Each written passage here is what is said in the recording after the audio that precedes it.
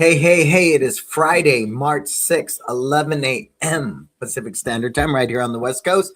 I am Brandon Beliso. This is Success Never Sleeps, where we, as a collective, small business owners, in particular martial arts school owners, we're just trying to figure out this thing called life, want to create these profitable, sustainable businesses that work for us versus us just working for them.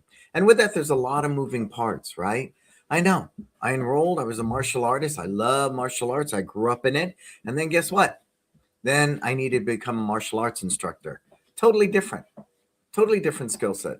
Then I needed to learn a new skill set to be a great small business owner, and then a skill set to being an entrepreneur. Once I recognized 4 different skill sets, everything changed. And that's what today's show will be all about, right? The owner's ceiling. When am I the reason my business is not growing? And it's ironic to think about because, right, when you first begin that's why the business grew, was because of you, because you cleaned it, you taught the classes, you followed up on the leads, you did the marketing. That's why the business grew. But eventually that model, that personality driven model, becomes extremely obsolete. Okay. So you got to stay with me on this show today. Let's begin by thanking our sponsors. We have Tusaw, Market Muscles, My Studio, Kids Love Life Skills, LC Accounting, and Kin Creative. All people I work with, all people I love, who impact my business, who help me grow, and they're good people. And I think that's the bigger point. If you got to go through this thing called life with a bunch of people you don't like just because you make money, that's a bad day.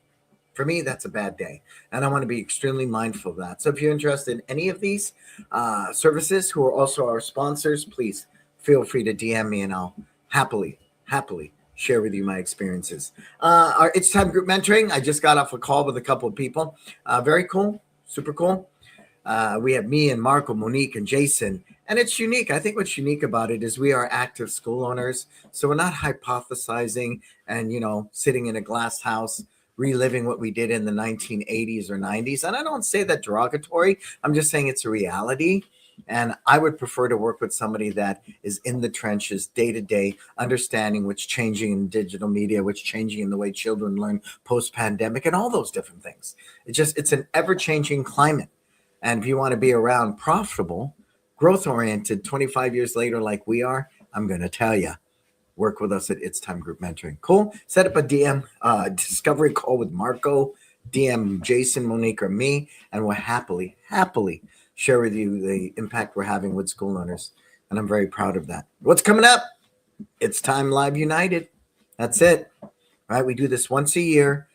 20 school owners in Millbrae, 5 minutes from the airport, everything from on the mat to business training to wealth development to personal development, everything, 360 of everything it takes. But I think because of the small, intimate groups that we behave in, the growth is there that is needed to make those real changes. So again, look for it, save the date. And as soon as I post it, take advantage. It always sells out because it's 20 people, right? But unlike anything in this industry. All right. So what are we talking about today, right? When we have this discussion about you being the ceiling, and that's a big one, right? When you've become the ceiling, it's hard. It was very hard for me to embrace that because, again, I was the reason that business grew to begin with, right? It was because of me, that business grew. So it's very hard for me to even phantom that in my little egotistical mind that this business could be successful without me. Oh, man, right? That was the first big thing. So I call it awareness. The first step was awareness. Most leaders don't recognize they become the ceiling because they're too busy doing the good work. Like I'm saying, they care. They want to do the right thing, right? And for me, that's not the problem. So here's a simple exercise that helped me discover this. For the next week, just notice how many decisions come through you, right? Every schedule change, every parent concern, every staff question, how many decisions come through you? Can anybody post off the cuff? Anybody? Off the cuff, how many decisions come through you in a given week, right? And if you're a one-person show, then every decision comes through you in a week. But think about that for a minute, Marco. Bob, right? Anybody who's here, tell me who you are. Tell me where you're tuning in from. How many decisions on average do you think comes through you? 10%, 20%, 50%, 50 things. What is that number, right? What is that number? At one point in my business, it was 100% because it was all me. And the irony, here's the irony, Bob. There was a time when I had 10 team members and 100% of decisions came through me, right? I was a control and command freak. I had this discussion yesterday with somebody how even in the transitioning of me getting off the mat, I would sit there at the edge of the mat with a little walkie-talkie and an earpiece, right? Going like this, micromanaging my guy who's teaching. That is not shadowing. That is called micromanaging. And, it slowed down our progress. But once I sorted that out and stopped doing that, everything changed. Everything changed. So here's a little exercise beyond all of that. Take 2 days. I'm going to challenge you, Marco. 2 days. Don't answer anything. Wow, right? Don't answer anything. If you can go 2 days, step back, not completely absent, but intentionally not solving everything. Watch what slows down. Watch what waits for you, right? Those moments reveal where your leadership systems need to grow. And it's never about blaming. It's about growth, right? It's about creating that growth. And you can't, if you think like a farmer, which I do, which has been huge for the mindset of my business, I don't want 3 months of GMO corn that I buy 4 years for $1. No. I want blueberries. You buy a freaking $10 for a little basket now. And that requires time. And if you're ready to forego and get through the funkiness and the discomfort and the changes and the upheavals, we're always in a constant state of change. And I can't tell you how it upsets my team at times because of the uncertainty, but I have the vision to see what's at the end of the rainbow, right? And for all you people out there, I think it's a pot of gold. I do. But that shift that it took for me, really, really huge. So, what slows down, what waits, what waits for you? What do they simply say, I can't do, unless you're there?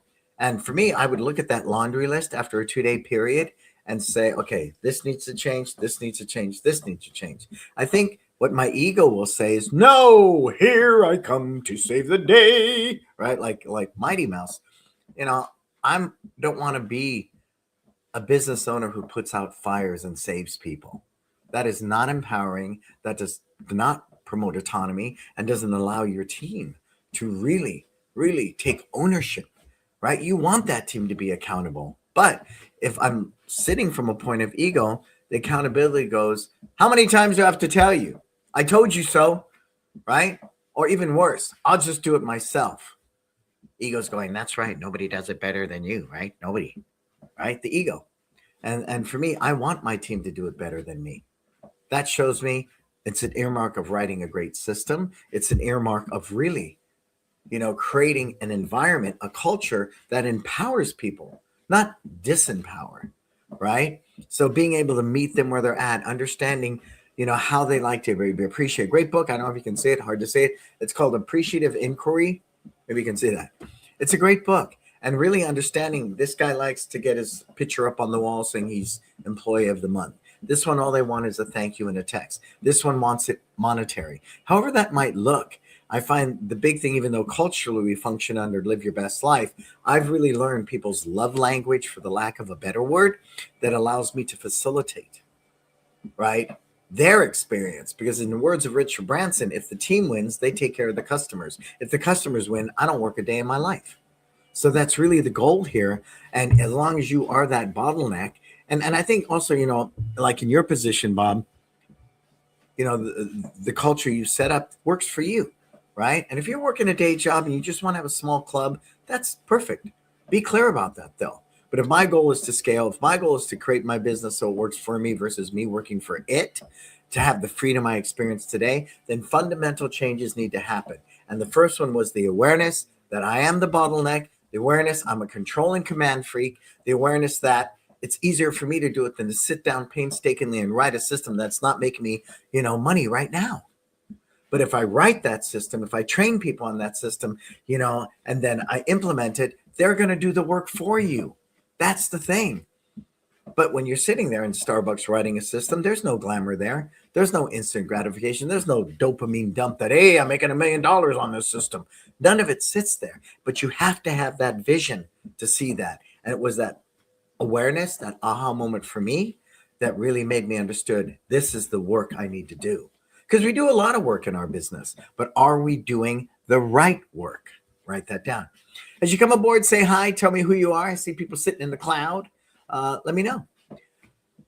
And here's number 2.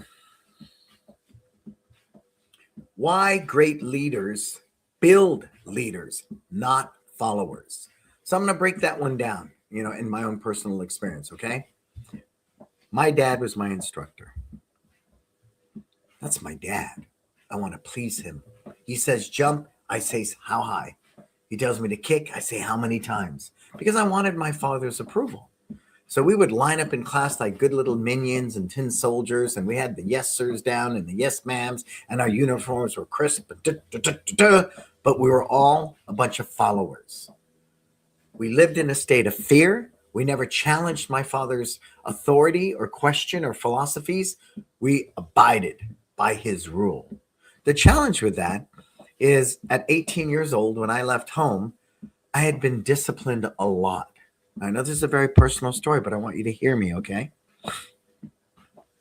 I was disciplined. I did not have self-discipline. My father was not only my teacher and my father, he was my coach. He told me how much to weigh, how many kicks to throw, what to do in the ring.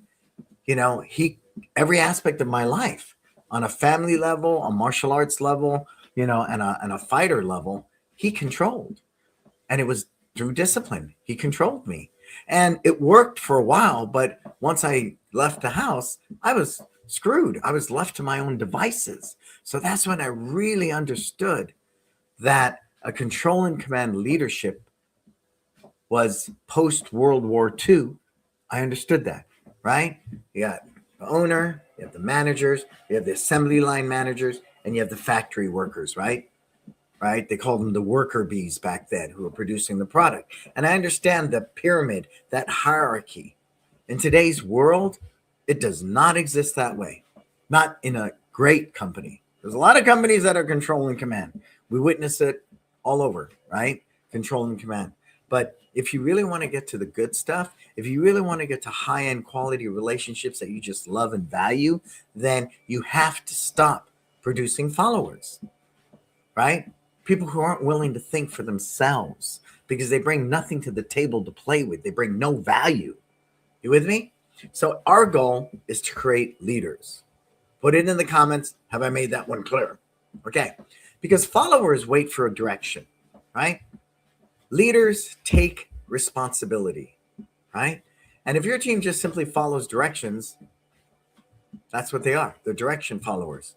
But leaders take responsibility. Responsibility is such a high form of empowerment, a high form of building confidence. When you give somebody a key to your school and they're responsible, they just beam. Every time I hand a 16-year-old a key, he's just like, wow, I have the keys to the kingdom. So again, culturally, if you want to build leaders, you need to create the environment for that. So if you want to grow your school, you got to start creating leaders around you. That's it. And one simple way to do that is to identify right now one instructor who shows character and consistency, not talent, right? Not just raw talent. I don't care how perfect your front kick is, right? I don't care.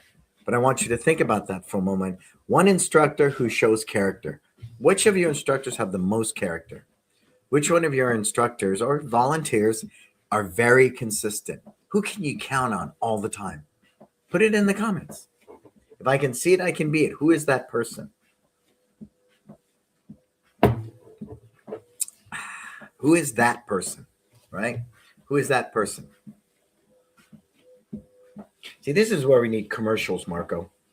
We're going to take a commercial break right now. Good. I'm live here. Good. Let's see. Good. And so it's important for me to constantly, like Dave Kovar would say, plant seeds early and often. I don't know if he wrote it, but it's one of the most memorable takeaways I have with Dave Kovar. Plant seeds early and often. It could be a yellow belt. It could be a green belt. Now, we often think that a black belt is the one most qualified to teach. Not always. Not always. Because as we, at the top of the broadcast, we learned there's a skill set to being a great martial artist and a completely different skill set to being a great instructor, right? Two different things. So, who is the most consistent and has great character? And what do I define as great character? They're trustworthy, they're dependable, they have humility, they're empathetic, and most important, they're teachable. Oh, and if they're a team player, you know that one. They're the first one and the last one to leave. They're the first one there, the last one to leave. Man, God rest his soul, Mr. Jones. I love that man. He's the guy who would be the earliest and be the last one to leave. He would not leave until everything was in place and done and cleaned up and put away. Brilliant man. Brilliant man. And he inspires me till this day at a heart level to be that type of leader. You know, the leader that can lead with humility, I know we don't see it a lot in the world view right now, but great leaders are humble. Great leaders don't need to be the loudest in the room. They're just the most impactful. Okay? So who's got the greatest character, right, in your organization right now, and who's consistent? And the reason I use the word consistency is because consistency earns trust, right? You know, the one I use about the restaurant, favorite meal, I go every time they make it the same way, I trust, and I go to that restaurant. But you don't make my meal the same, I don't go there, right? Long story short. And so here's one thing I want you to do is so that person that you find that's consistent and great character, just give them a small leadership responsibility. Now, most of us have great instructors and training programs, things like that. But really, before I invite you into my instructor's training program, I love when you say, can I volunteer for, like, for example, the St. Patty's Family Fun Day we have this Saturday? Can I volunteer for Parents' Night Out? Can I volunteer this summer for camp? I love that. I love that. To me, that's someone who's an action taker, a go-getter. And I need to see some of that first. At least culturally, that's what we do before we invite them into our instructors training program, because that's an investment. We're moving you from, taking attendance and greeting people at the front door all the way to a paid position. That's a different animal. So what we look for as far as, getting people into that culture of leadership, which we do day one in classes by everybody leads the class at one point or another. But what I'm sharing with, I've made the mistake of put people into my instructor's training program that weren't consistent and didn't have the character to begin with. Just they were great martial artists. They were a black belt. I figured it'd be a good fit, and I was wrong. So once you have identified the people with character, you've identified the people that are consistent, offer them some volunteer positions, right? Something small, right? You got to walk before you run, but again, consistency is the key. But I'm not compromising my product. Stay with me on this. At one point, I had a student coming at 5:45. So what did I do? Come in at 5 o'clock and you can help me. Assist. They weren't trained to assist. I'm trying to train this person on the mat while I'm trying to teach and run a class. Bad day. Bad day. But to ask that same person who you're considering to volunteer for camp, to volunteer for birthday parties, different things like that, it is a great beginning. And they're supplement staff, right? They're your supplement staff. You have 3 people in a paid position for that event, and you got a couple of volunteers. So it helps really balance things out, but it's a great way to weed through everything. You with me on that? All right, cool. As you come aboard, say hi. Tell me you're here. I see Bob. Where is everybody else?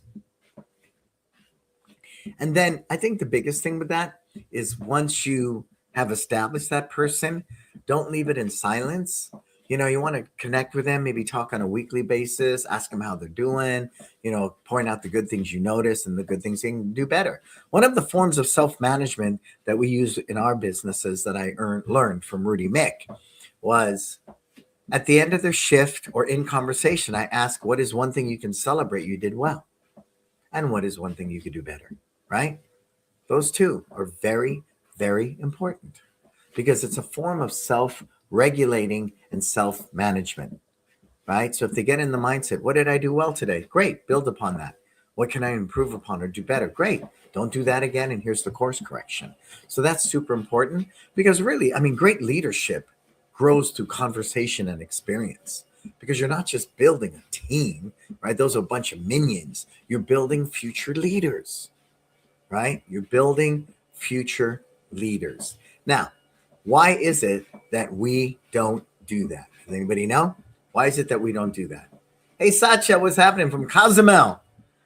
One of these most successful operators out of Germany, who I admire greatly, has a good heart, good man at a soul level. And anytime I get to be in Sasha's presence, I always walk away being a better person. Absolutely. So, I want you to work on that part of your leadership. And again, I was a control and command freak. I was the guy with the walkie-talkie and the earpiece micromanaging the guy while he's teaching on the mat. I wasn't always this way. So I share it joyfully, but I share it through a lot of resistance, a lot of fixed mindset, control and command leadership. That's where I started. That's where I started. Okay. So I want you to think about that for a minute. How am I constantly nurturing? And there's tiers. Not everybody goes straight into my instructor's training experience. They start off as a volunteer and then they'll volunteer for the events, but I would never let a volunteer loose in a class. Please don't do that. It's kind of like when I earned a black belt. I was sitting there doing homework. And my papa looked at me and said, go teach. I said, what? You told me go teach. You're a black belt. Go teach. But what he missed in that was a black belt in martial arts. I wasn't a black belt in instructing. So any great business, right? And for lack of a better model, McDonald's is one. They have their own university. Right? Now Sasha's got this down too. You have your own university within your business. Even though I don't care if you're a small school or not. I need to know there's a way, if I come aboard, that maybe I start off by taking attendance, tying belts, and greeting people. And that's how we start in our instructor's training. Then what's my next step? A junior leader. I hold pads and lead the warm-up and the stretch. What's the next step? I can take a group of 3 or 4 kids. What's the next step? I can teach a full-on class, right? The thing is, what I discovered about that by creating this university is I was empowered as a team member to chart my plan of action. Because if your company does not have room for advancement, people will leave. If all I'm ever going to be is a front desk person, okay. But if I know if I choose, there's an opportunity to move up and move up and move up, it's there. And I think what really drove that home for me was when I took a leadership course with Nick Cirillo in Chicago. He has pizza parlors. I know, nothing to do with the martial arts, but it is service-based. And the turnover rate in that industry is 200%. And I said, Nick, that doesn't add up. That's because half the people don't even show up to the job interview. So it kind of gives you an idea of some of the type of talent that they attract. Okay, restaurant industry, that's the type of talent they attract. I will schedule an interview and not even show up. That's really rough to hope. Well, fortunately, with martial arts, we have a really good talent pool because from day one, a lot of them were kids in our program. They know the culture, they get the life skills, they get, the purpose of why we do what we do. So we're in a very unique position. So if you create this university in your business where people can advance. So with Nick, what it was, minimum wage. I don't know what it is at the time, $16. I don't care if you make pizza, you're a hostess, you're a busboy, I think bartenders got a little more, but you came in at this amount. I say I came in as a hostess. Now I learned to make pizza. There's $1 raise. Now I learned to bartend. There's $1 raise. Right now I learned to bus tables. There's $1 raise. So the more diversified I moved up this ladder, of course, in the management, I became more valuable. But I could take these courses at Nick Cirillo's university and determine how far I wanted to go in your company. I recommend you do the same. You do the same. I'm having that conversation right now with one of our team members. What does it look like to get them to the point where TJ and Lucas are? TJ and Lucas own homes, right? 6 figures, medical, vacation with pay. All those things are in place. They didn't start there. And you'd be foolish to start there. I did that once in my life, and TJ convinced me. It's like bringing in, a rock star athlete, right? We paid this person more than anybody else. We gave this person a lot of privilege, and it was very poison for our culture because that is not the way we bring up team members. I broke out of the consistency that I talked about, right? I broke out of my character because we thought we had this rock star that was really going to impact our business. And they did. But for every impact they offered, they were challenging in so many other ways.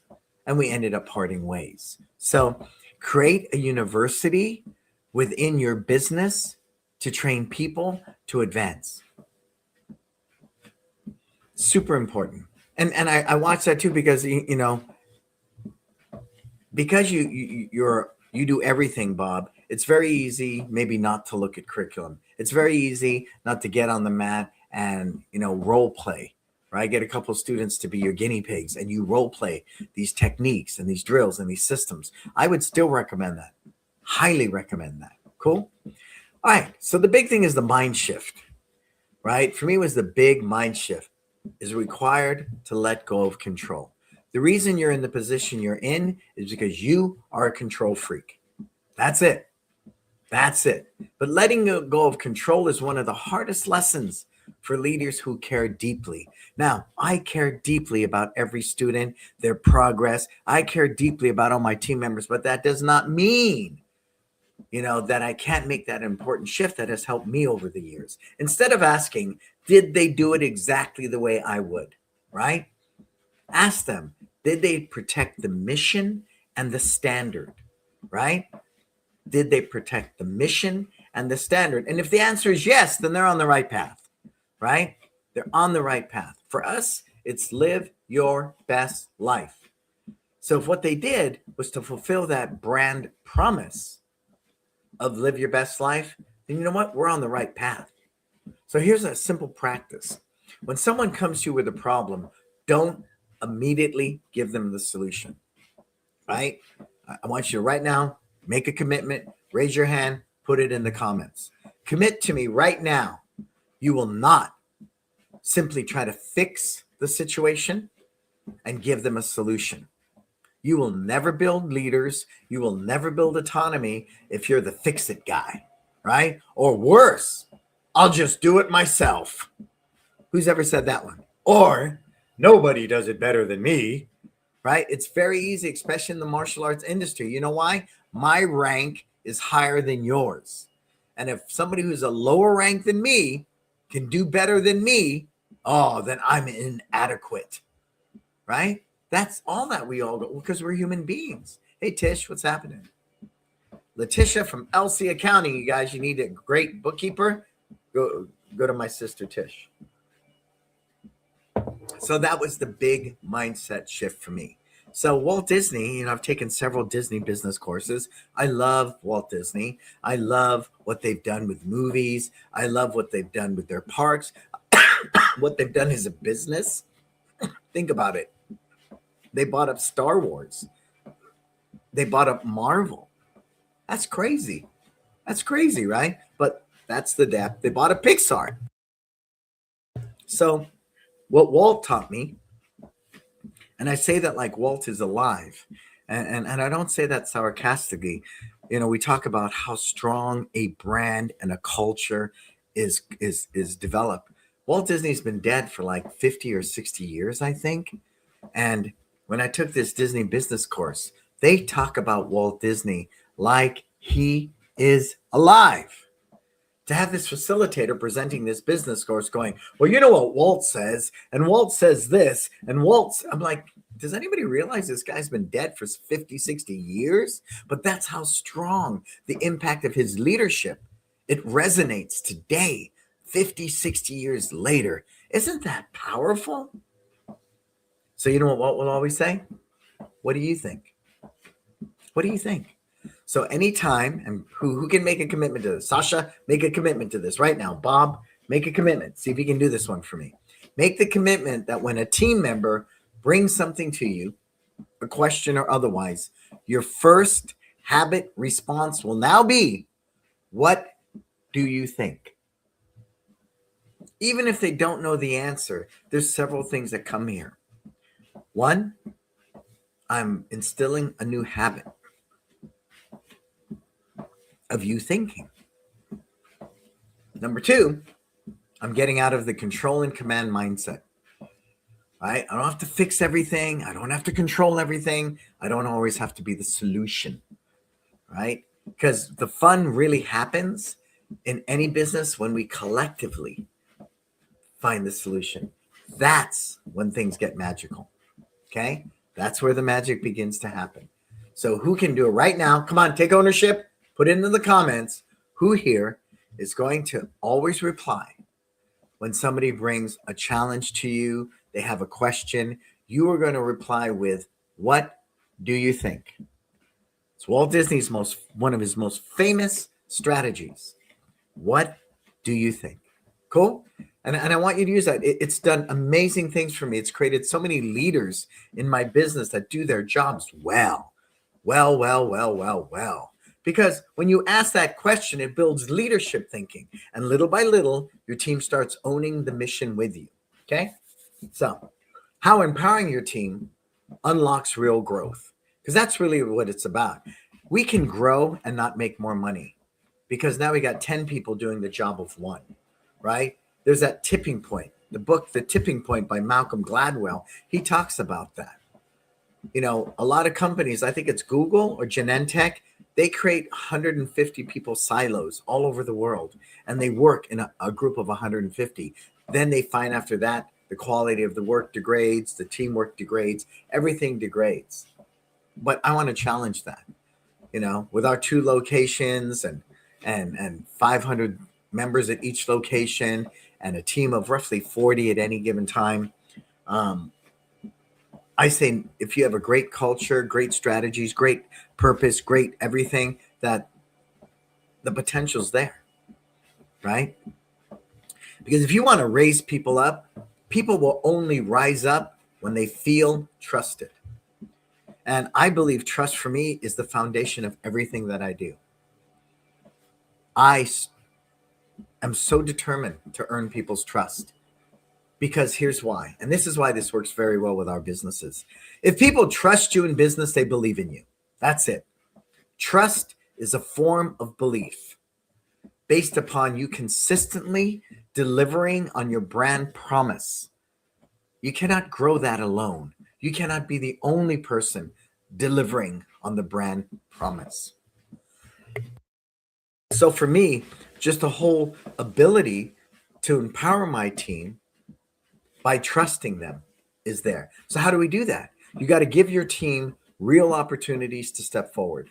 Real opportunities. Let them lead a class while you observe. Let them handle a parent conversation. Let them organize an event or a testing. Afterwards, you talk with them. You reflect together. Ask what they learn. Growth happens when responsibility spreads across the team.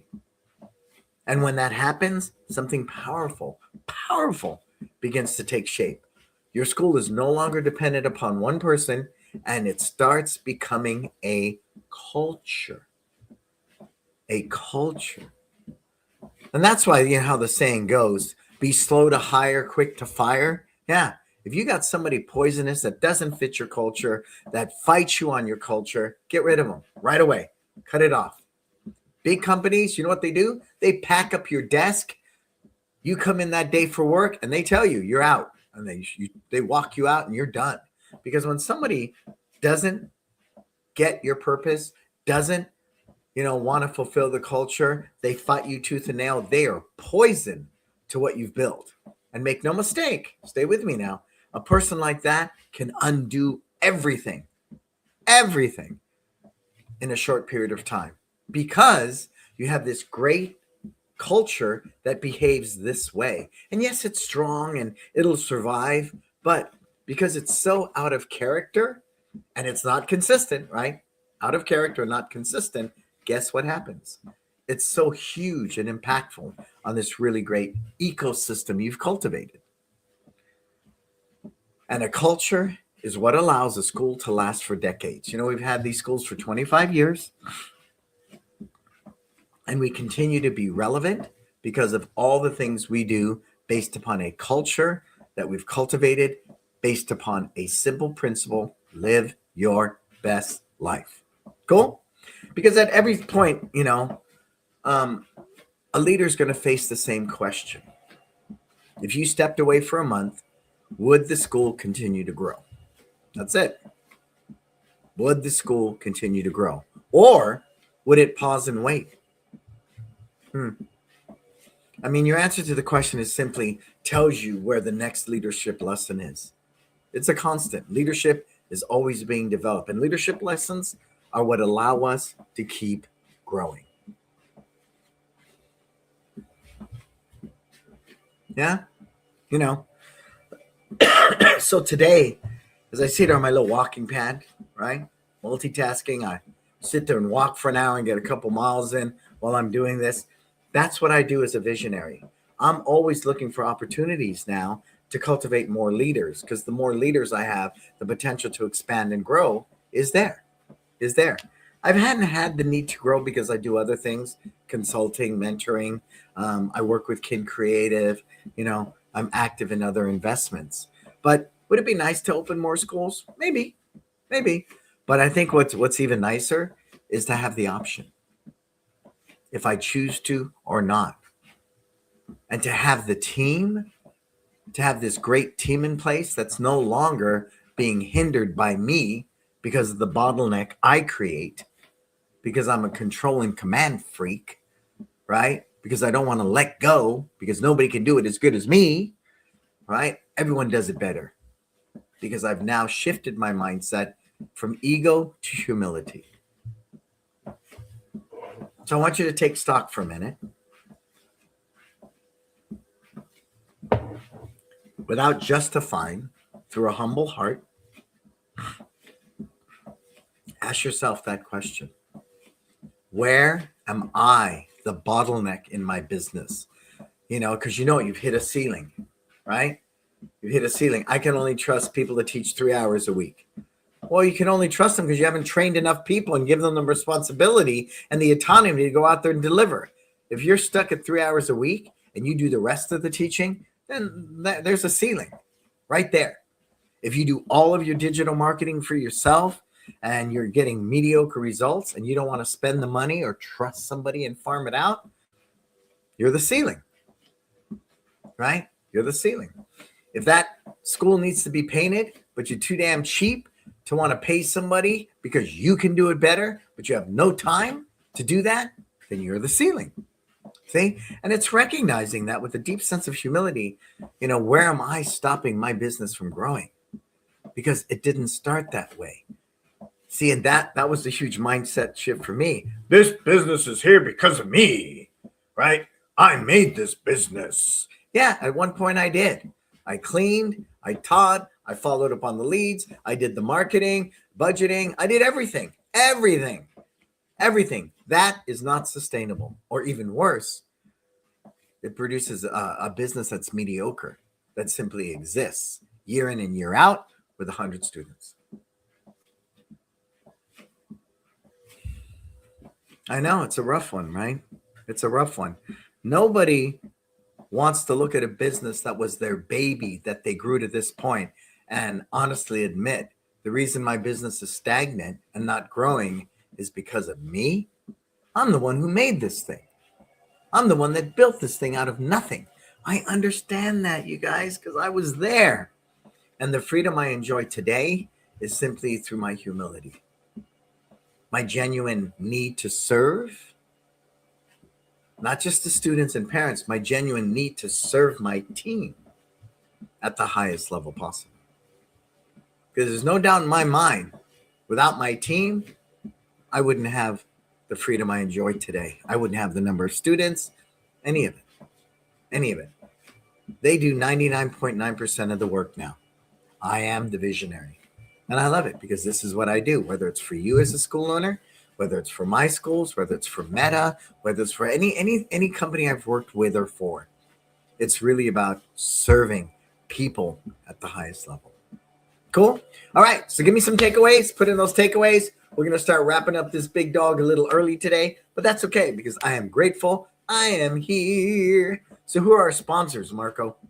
But I want your takeaway, Sasha, Bob, Letitia. Give me some feedback. Give me some feedback. What did you get today out of today's show? What are your big takeaways? What are you going to act on? So Toussaint, Gunny and the gang, great martial arts vendor. We get the majority of our equipment, uniforms, and stuff from them. My father was one of the first clients in the 1990s, and we continue to have a relationship with them today. Market Muscles, Stephen Weinstein and the gang, simply the best in websites, simply the best in websites, right? With AI and all the changes, you have to be up on it. And there's so many things dynamically that AI is influencing. Your website is one of them. One of them. My studio, simply the best CRM system out there. I use it. I'm now in the process of working on Amplify. Amplify is their AI agents. So imagine somebody opts into my Market Muscles website. They get zapped through Zapier into my studio, and automatically they have an AI agent talking to them. Yeah, I think automations are fine, but what are automations? 1 minute, hi, how you doing? Here's the link to the trial. 2 minutes later, hey, here's the schedule. What I really love, and if you again cultivate this AI agent correctly, it will mimic humanism. It will mimic, fundamentally a real-time conversation. And why do I say that? Because we all get calls on a Sunday night at 9:00 into our schools or opting into our website. Who is that? That's a mom. Sunday night, kids are in bed, dishes are done, chilling, maybe with a glass of wine, and I got to research summer day camps. Or I'm researching martial arts. Believe me, it'd be a little creepy to sit there at 9:00 just simply wanting good data and somebody freaking calls me. That's just too damn weird, right? I don't want that. And in today's world, as much as you want to push back at me and say it's bad service, it is not. How many flights do you book? You never talk to anybody. How many hotels do you book and not talk to somebody until you arrive? Don't be afraid of the technology. Leverage it. And done right, with the right prompts, with the right information, the AI agents, I believe, in my studio are going to totally change the way we do business. It's going to help us get better leads, and more trials, and more students. Kids Love Life Skills. We had that conversation today in our mentoring meeting. You need a life skills component. Otherwise, every parent's going to see you as an extracurricular activity. That is it. No more, no less. That is it. That is it. Sasha, we should bring Kids Love Life Skills to Germany, translate the whole thing in German. Fly me out there. I'll train your team. So we'll bring this to a higher level. We have a couple people. Andre Mavis, Believe Martial Arts. A couple of people have used it. Ralph Hodel uses it in Switzerland. But we've never really sat down with somebody of your level, Sasha, and sat there and said, let's bring life skills to the forefront of the German martial arts industry. I think it's time, sir. I think it's time. I want you to think about that. And I think a partnership with you would be amazing. Can I say that publicly, everybody? I think a partnership with Sasha and coming to Germany and taking Kids Love Life Skills and bringing it into the mainstream of the German martial arts industry would be amazing. Amazing. Cool. LC Accounting, my sister Letitia, I love you. I'll see you in a couple days. I count on my family. My family to me is everything. And I could not do what I do without Letitia. That's it. I'm willing to say that. I'm vulnerable. Just don't hold it against me in a court of law. King Creative, we have amazing things happening. We're a young company. We're growing really fast, but I know our heart's in the right place. The work we're doing is phenomenal. The content we're creating, the ability to tell your story through digital media is a huge, huge, huge strategy in today's world to be effective. And if all you say is we help kids build confidence, you're no different than anybody else. You have to say it in such a way that inspires people and creates an emotional connection where at the minimum, they're going to opt in and schedule a trial class. Maximum, long term, they believe in what you do. They're going to tell everybody. They're going to stay with you for years. For years. That is the difference between sales, right, and relationships. A sale is transactional. That's why I'm not big on phone scripts, you guys. I'm not big on sales scripts. Get rid of them. What I am big on is creating an emotional connection where what I'm trying to do is to get you to believe. And once you believe, the potential is unlimited. Cool. All right. So what do we got coming up, Marco? It's Time Live United, November 7th through 10th, right here, Millburn, California. You got to come out. 20 people, 4 days. It's a retreat, right? It's not Vegas and lights and, some ballroom. You don't know if it's day or night. We're out. We're in nature. We walk. We cry. We grow. We work on every aspect of our business, system, structure, budget, brand, the school owner's mindset. We work on wealth building. We really encompass everything it takes so you can walk away with a skill set and tools that you can actually implement and make a difference. Only 20 school owners, 4 days. As soon as the link pops up, the first thing I would encourage you to do, sign up, right? Unlike anything in our industry, anything. Our group mentoring program, of course, full swing. I think, again, the most unique thing about it is we are active school owners. We are in the trenches like you, so we know what you go through every day. Let us help you. Schedule a discovery call with Marco or me and take care of that today. Where to find me? I am everywhere, it seems, right? My podcast, iHeart, YouTube, Spotify, Amazon, Apple Podcasts, Stitcher. We're everywhere. We have 10 years of episodes. You could run your business if you watched every one of those episodes. There's enough content. There's enough information there. If applied correctly, can move the needle. And I've had school owners come to me years later saying, I've been following you for years. I've used all your advice, and I now have 300 students. My reply is, imagine if you worked directly with us, what we could do together. All right. So that's where you find me. At the end of the day, I think the best leaders are the most humble leaders. The best leaders are the ones who are willing to hold themselves fully accountable. But the best leaders are the ones who learn to let go of control, right? Let go of that control. And you can only do that with confidence if you have a clear action plan, systems, people, how to train them, how to implement it to be able to let go. But if you don't do the real work, then you'll never create the platform, the university that I spoke of, to empower people to do it better than you. Cool?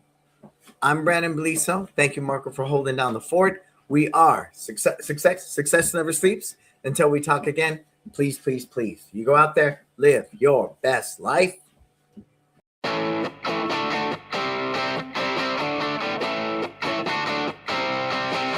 Yeah.